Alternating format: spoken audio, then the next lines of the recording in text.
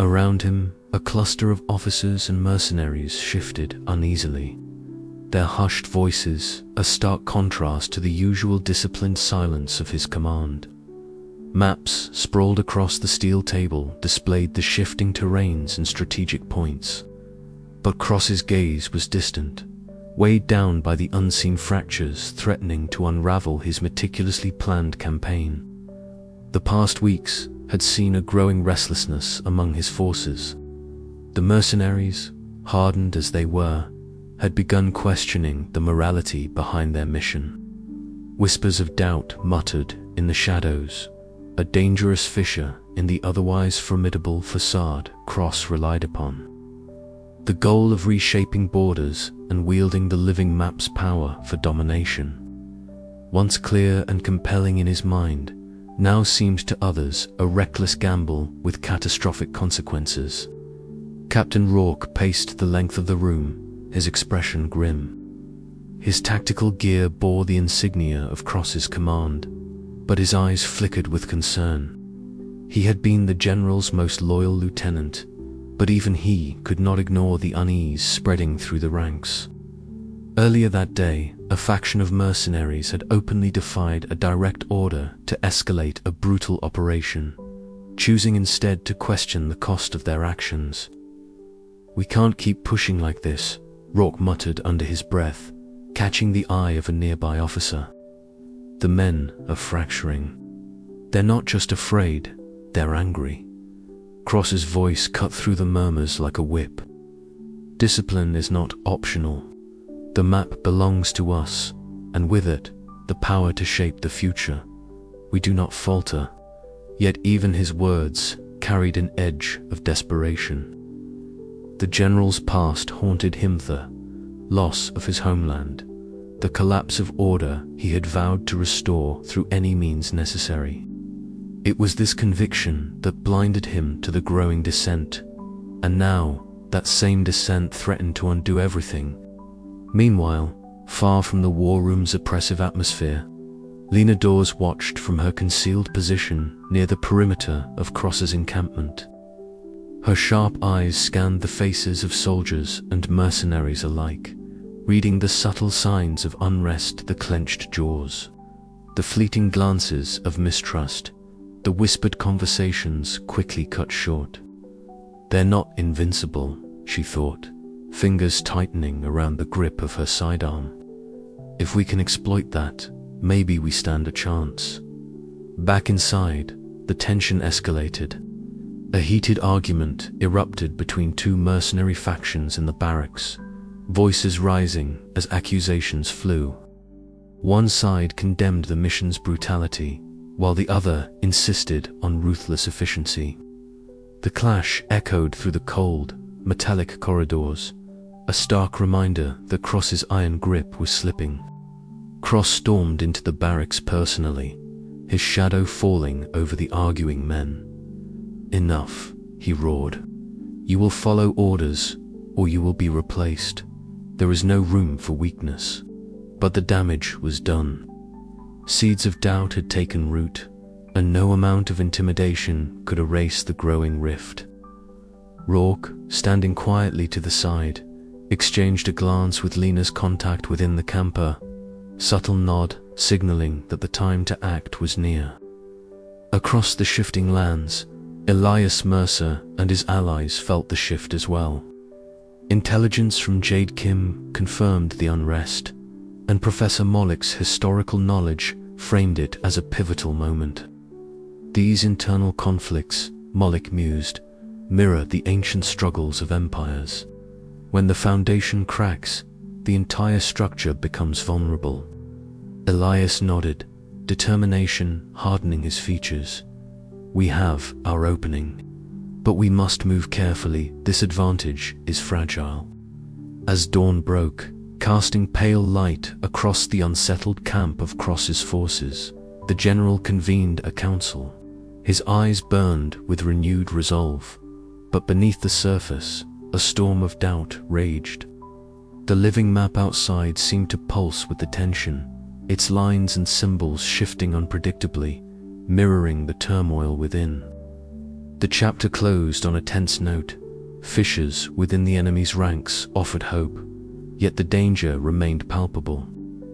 Elias's next moves would require all his skill and courage, for the battle ahead was not only against a powerful adversary, but against the unpredictable tides of trust and betrayal.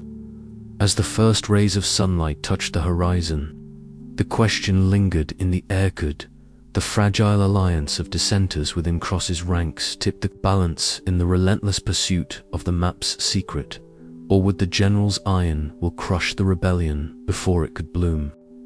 The shifting lands awaited the answer, as did the fate of the world itself. Elias Mercer sat alone in his tent, the flickering flame of a lone lantern casting long, wavering shadows over the faded maps and scattered notes that cluttered his small workspace. Outside, the desert wind whispered faintly, carrying with it the chill promise of dawn. Carefully, reverently, Elias unfolded a fragile letter, the edges worn and the ink faded almost to illegibility. It was a letter from his lost mentor, Dr. Samuel Hargraver, man whose disappearance had fractured Elias's world and fueled the disillusionment that once threatened to end his career. The letter's weight in his hands was heavier than its thin paper suggested. Every word seemed etched with the urgency of a man who had glimpsed something extraordinary and terrifying. "Elias," it began, "if you are reading this, it means my warnings went unheeded, or worse, that I have become part of the very mystery I sought to unravel. The map is alive, a living testament to the world's origins, shifting with the dawn as if the earth itself breathes and dreams. But such power is a double-edged sword. I have seen forces moving in the shadows, hungry for its secrets. Trust no one but yourself and seek the truth with caution." Elias's fingers trembled slightly as he traced the faded script. Memories surged: long nights spent poring over ancient charts, arguments with colleagues who dismissed their research as folly, and the last expedition where Samuel had vanished without a trace. The letter was more than a message. It was a summons, a beacon in the encroaching darkness of doubt and despair. At first light, Elias packed the letter carefully into his satchel alongside the living map, now marked with new pathways and symbols that had appeared overnight.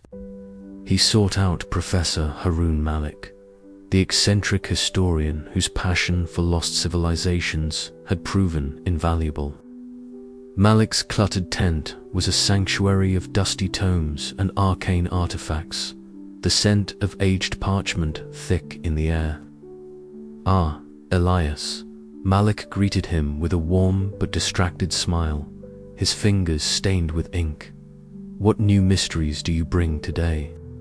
Elias laid the letter and the mentor's journal on the table between them. "I found this last night. It's from Samuel Hargrave. I believe his disappearance is tied directly to the map's secrets." Malik's eyes widened as he carefully turned the brittle pages, revealing cryptic symbols and marginalia that matched those now appearing on the living map. "Remarkable," he murmured. "These annotations suggest he was on the verge of a breakthrough, but also that he feared for his life. The map is more than a guide. It's a key to something ancient and powerful." Together, they deciphered passages hinting at a hidden chamber, a place where the world's first Dawnet's cradle might be found. The symbols spoke of sacrifice and guardianship, and Elias felt the weight of his mentor's legacy settling upon his shoulders. Outside, a sudden storm broke, rattling the tent and whipping the desert sands into a furious dance. Elias sat motionless, the roar of wind and the crack of distant thunder mirroring the turmoil within him. Memories of past failures, of promises broken and trust betrayed, threatened to overwhelm his resolve. Yet the map lay beside him, its ever-shifting contours a reminder that the world was not static, and neither was he. The storm passed as quickly as it had arrived, leaving behind a sky streaked with pale pink and gold. Elias stepped outside, the cool air filling his lungs. Before him, the living map glowed faintly in the early light. A new path etched across its surface, one that seemed to beckon him onward. He knew now that the journey was no longer just about discovery. It was about honoring a legacy, confronting the shadows of the past, and embracing the uncertain future. With a deep breath, Elias folded the map carefully and set his gaze toward the horizon. The dawn was breaking, and with it, a renewed sense of purpose surged within him. "For you, Samuel," he whispered, "I will see this through." And with that vow, the path ahead, though shrouded in mystery and danger, felt just a little more certain. But the shadows that had claimed his mentor had not vanished. They lingered still, and as Elias turned back to his preparations, a cold certainty settled in his bones. The true test was only just beginning. The living map pulsed in his satchel, alive and unpredictable, as if aware that its guardian had awakened at last. And with every dawn, new secrets would call him onward, deeper into the shifting lands and the heart of the unknown. The legacy of the mentor was no longer just a memory, it was a guiding light.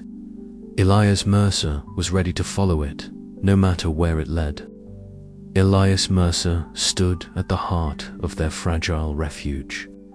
The ancient map spread on a stone slab before him, its surface shimmering faintly under the flickering torchlight.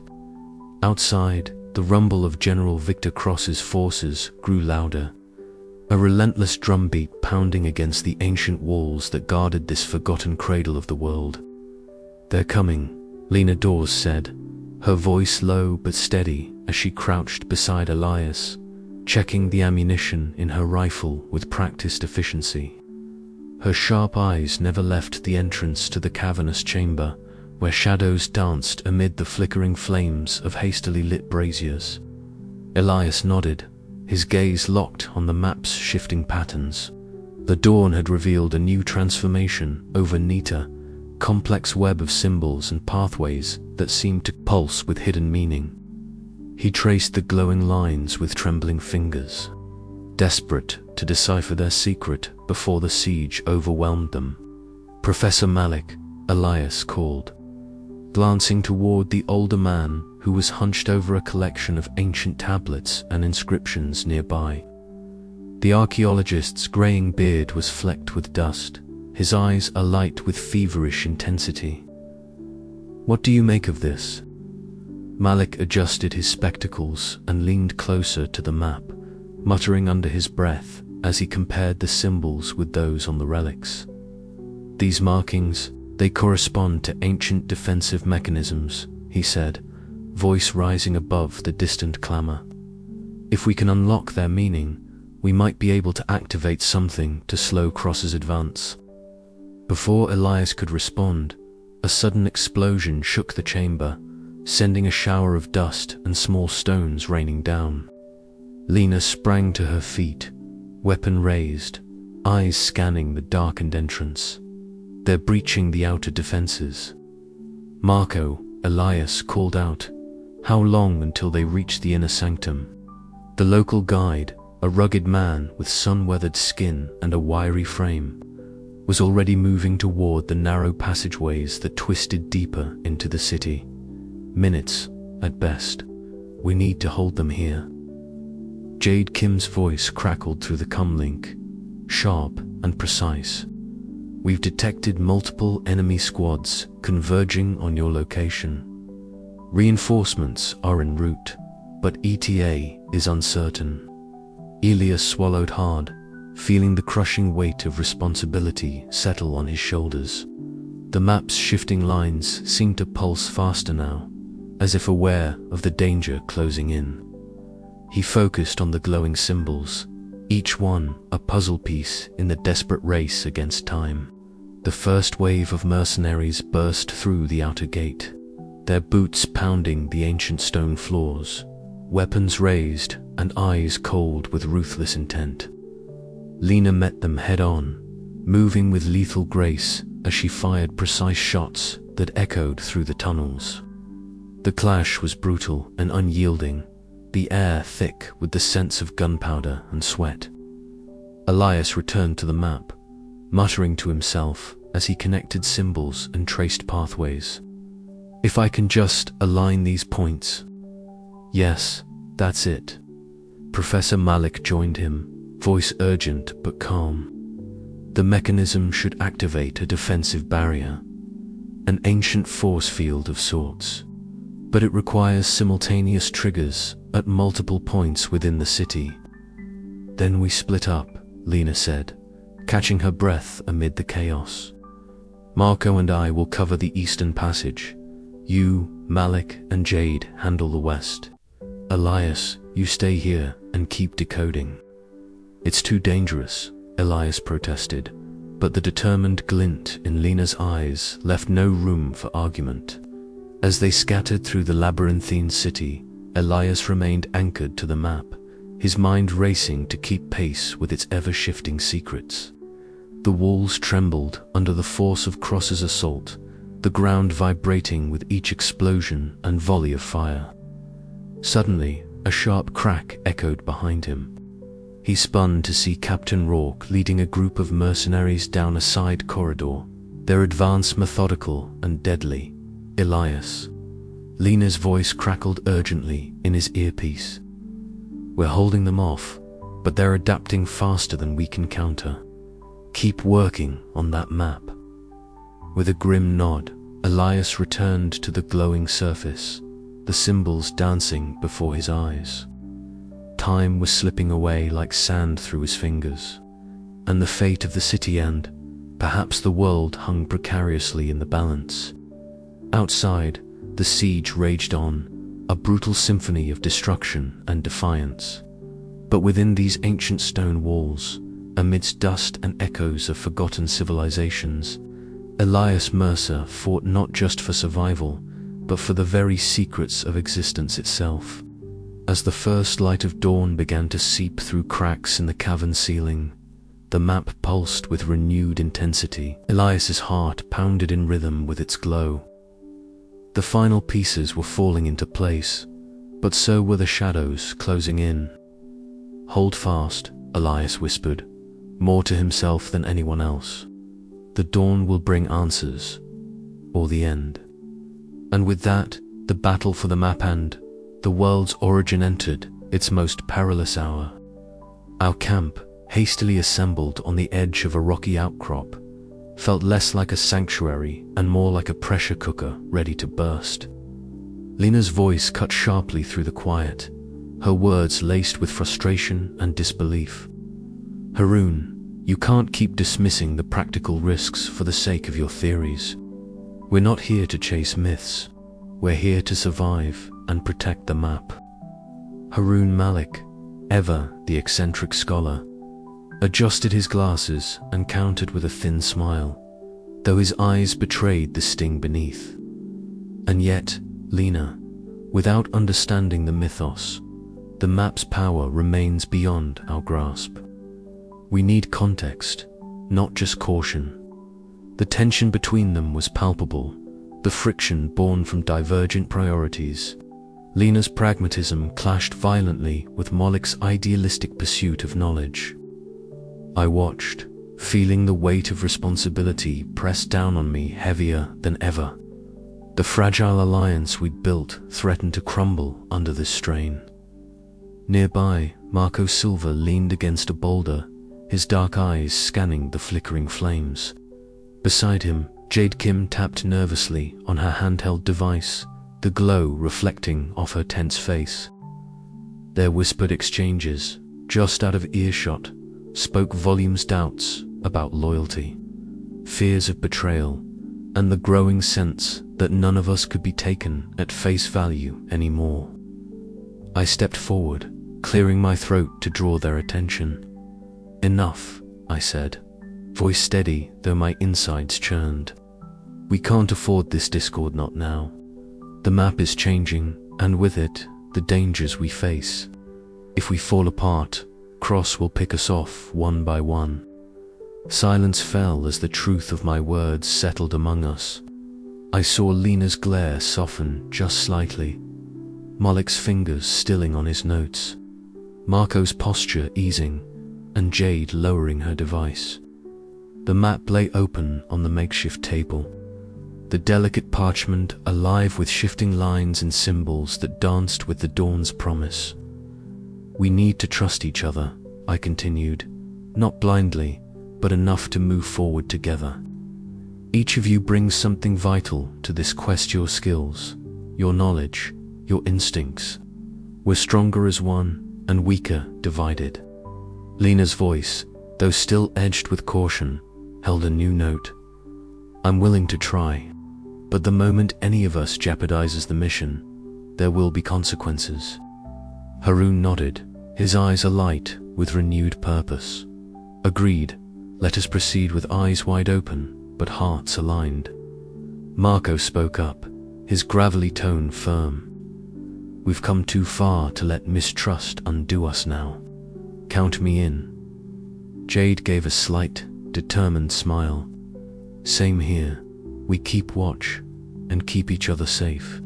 As the first light of dawn crept over the horizon, I folded my hands over the map, feeling its warmth pulse beneath my fingers.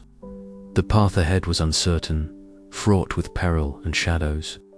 But in that moment, a fragile hope took root. An alliance mended, ready to face whatever shifting lands would throw at us next. Yet, beneath that hope lay the unspoken question hanging in the air. How long could trust survive in a world where nothing stayed the same, and enemies lurked in every shadow? The map was alive, and so was the danger. Our unity was our greatest weapon and our greatest vulnerability. I knew this night was only the beginning of the trials to come, but as leader, I would carry the burden of that hope and the weight of our fragile alliance into the uncertain dawn. Elias Mercer sat cross-legged on the cold flagstones, the ancient map unfurled before him on a wooden table scavenged from the ruins. The air was heavy with dust, and the faint scent of damp earth mingled with the metallic temps of old stone. He traced a finger over the faded ink, feeling the rough texture beneath his touch. As the sun's rays grew stronger, a subtle shimmer began to ripple across the map's surface. Elias blinked, leaning closer as new lines and symbols began to etch themselves into existence, weaving and redrawing with quiet purpose. The map was alive, its secrets revealing themselves only at dawn, and today it offered something unprecedented, a new path, one that stretched beyond the known depths of the city into an abyss of mystery. Look at this, Elias whispered, his voice barely above the rising chorus of awakening birds far above ground. The map's showing us a way deeper into the earth. Lena Dawes stood nearby, her dark eyes sharp and alert as they flicked between the map and the shadowed corridors beyond. Her posture was tense, muscles coiled like a predator waiting to spring. Deeper means more danger, she said quietly. Cross's men are tightening their grip. If we go down there, we're walking into the lion's den. Elias nodded, the weight of the decision pressing down on him. Yet the allure of discovery was too strong.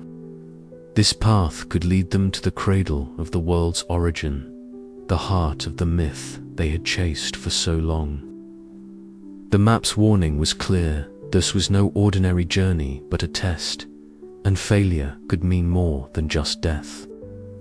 Professor Haroon Malik shuffled closer, his gnarled fingers delicately adjusting his spectacles as he examined the newly formed inscriptions. His voice, usually filled with excited speculation, was now laced with caution. These symbols, they speak of trials, of guardianship. The map itself is a gatekeeper. It doesn't surrender its secrets lightly. Elias felt a chill run down his spine. So, it's not just the terrain we need to fear. Exactly, Malik replied. The map's power is intertwined with this place. If we falter, we could trigger traps or worse. Marco Silva, the local guide, stepped forward, his rugged frame silhouetted by the dawn glow behind him. His eyes scanned the crumbling walls until they settled on a narrow fissure hidden beneath a tangle of creeping vines and moss. "This is the way," he said firmly. "The map's path leads through here. It's been hidden for centuries." The scent of earth and ancient stone filled the air as the group gathered their gear. Heartbeats quickened in the cold morning air, mingling with the distant drip of water echoing through the cavernous depths. Elias felt the weight of their mission settle over him, a fragile balance between hope and dread. "We move at first light," Lena said, her voice steady but underscored with urgency. "Every moment we hesitate, Cross's forces grow stronger." Elias folded the map carefully, slipping it into his satchel. "Then we have no choice. We follow the map, wherever it leads." Together, they approached the fissure, the passage yawning like the mouth of some ancient beast. The walls pressed in tightly, rough stone cold to the touch, illuminated only by the weak light filtering from above. With a deep breath, Elias led the way into the darkness, the map's glow faint but steadfast against the encroaching shadows. As they descended, each step carried the weight of history and destiny. The air grew cooler, thick with the promise of revelation and the threat of unknown peril. Every sound, the scrape of boots on stone, the rustle of fabric, the distant drip of water, was amplified in the silence, a reminder of their fragile existence in this shifting world. Elias's thoughts raced. What secrets lay at the end of this path? Could they uncover the truth behind the world's origin? Or would they become another forgotten story swallowed by time? The map had brought them here, but it was their courage and trust in one another that would determine if they emerged triumphant or lost forever. Above them, the first rays of the sun pierced the surface, illuminating a world still caught between dawn and daylight, a world where knowledge danced dangerously with power, and every step forward was a step into the unknown.